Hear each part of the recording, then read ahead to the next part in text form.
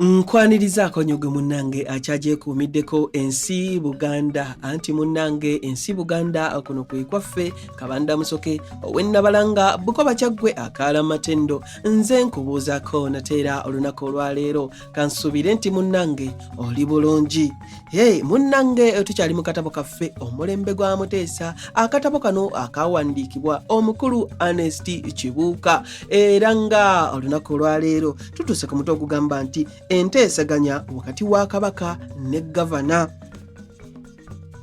Munnange okuva mu mwezi gwa Agusito 1953 Kabaka ne baminisita be bagenda Entebbe emirundi egiwera 6 okuteesa ne Gavana ku nsonga z'obufuzi bwa Buganda. Naye waalingawo emirundi Kabaka lwe yagendanga yekka. Omulundi ogwasooka okuteesa ne Gavana gwaliwo nga 10 Agusito mu 1953 era yagenda ne baminisita be. Okuteesa okwatandika mu ngeri ya mukwano ku nsonga z'okukuza Buganda ne Uganda awamu. Mu kuteesa kuno Kabaka yategeeza Gavana nti yali agezaako okusabira Buganda okwefuga kubanga yali talina buyinza buteeseza Uganda, era n'ayongerako nti okusabira Buganda okwefuga agezaako okutaasa Buganda obutayingizibwa mu Federation ya East Africa. Wabula Gavana yalabula Kabaka nti ebbaluwa gye yali yakamuwandiikira yamulabikira ng'eyali ewakanya ezimu ku nteekateeka ezaali zimaze okukkaanyizibwako mu mwezi gwa Maachi 1953.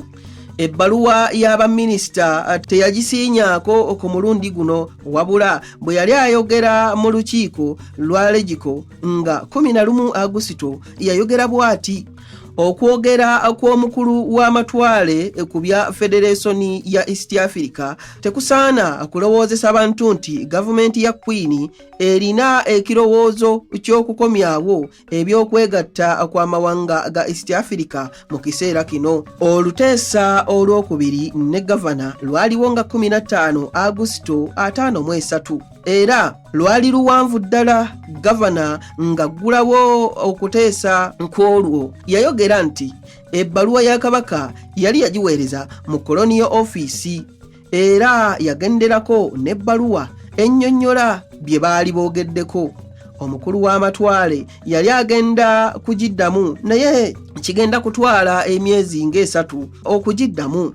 Kabaka kwe kutegeeza Gavana nti ku nsonga ey'okuzza Buganda mu Foreign Office n'ekyokuwa Buganda okwefuga kwayo kirungi bikolebweko mangu. Ku kino Gavana yamuddamu nti nsobola okuwa obweyamu ku bya Federation nti teribaawo, naye ku kyokuzza Buganda mu Foreign Office n'ekya Buganda okweyawula ku Uganda okwefuga sirowooza nti kiriyamba Buganda.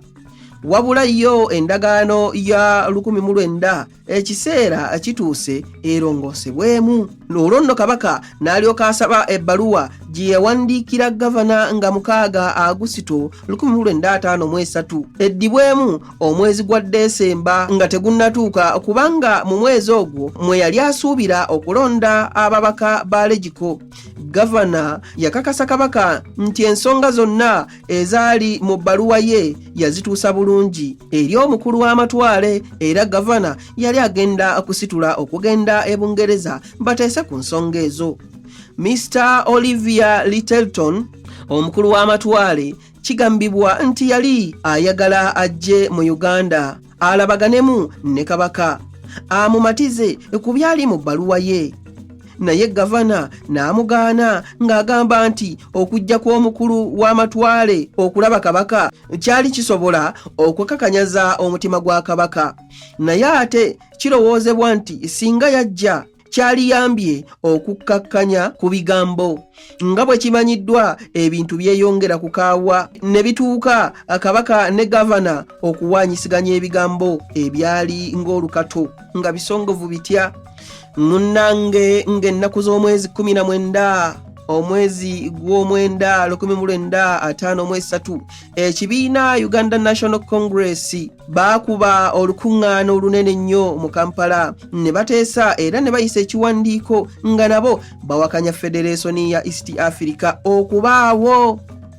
Ebimu ku byali mu kiwandiiko ekyo byali bigamba bwe biti: twetamiddwa, tetukyesiga era kati tetusaba kutuwa bigambo bugambo n'ebisuubizo ebitaliimu. Abakulu b'amatwale bye batuwa bulijjo, twagala kwefuga kaakati. Munnange ng'ennaku z'omwezi 21 Sebutemba 1953 Kabaka bwe yali aggulawo olukiiko olukulu Emmengo, naye yayogera bw'ati: mmanyi bulungi ng'abantu bange mwenna mulina obweraliikirivu bungi n'okutya olw'ebigambo ebibadde biwulikika nga bifa ku Federation y'amawanga ga East Africa. Njagala okutegeeza Obuganda bwonna nti ensonga ya Federation nze ne gavumenti yange tuziyingiddemu nnyo nga tufuba okulaga obweraliikirivu bwaffe ku nsonga ezo n'okusaba gavana ategeeze omukulu w'amatwale nga bwe tutakkiriza n'akatono kokka kugattibwa mu ngeri yonna n'amatwale ga East Africa. Ebyo nno bye bigambo by'omutanda byeyogera nga ggulawo olukiiko. Abange ebyo nno sisobola kubyongerako, anti munnange ebigambo bya Kabaka tebyongerwako kigambo kirala. Munzikirize nzire Nabalanga Bukoba Kyaggwe, tuddiŋŋana ate mu kitundu ekirala nga munnange nkuwa ebirala. Ayi Katonda akuuma Namulondo.